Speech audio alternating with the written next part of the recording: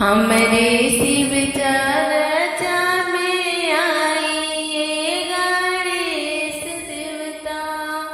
हमरे शिव चर्चा में आइए गणेश देवता। अपने आई अपनी मम्मी के लिए अवले आई। अपने आई अपने मम्मी के लिए अवले आई। बस सवार होइके अइनी राउर पापा है गणेश देवता। बस सवार होइके अइनी राउर पापा हे गणेश देवता।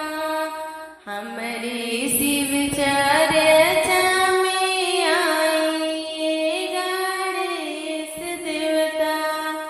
हमरे शिव चर्चा में आए हे गणेश देवता। अपने ते आई संग मेरे सिद्ध के लिए अवले आई।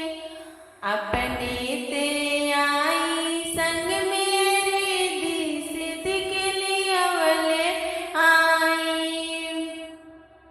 मोरवा सवार होइके अइनी राउर भैया हे गणेश देवता। मोरवा सवार होइके अइनी राउर भैया हे गणेश देवता। हमरे शिव चर्चा में आई हे गणेश देवता।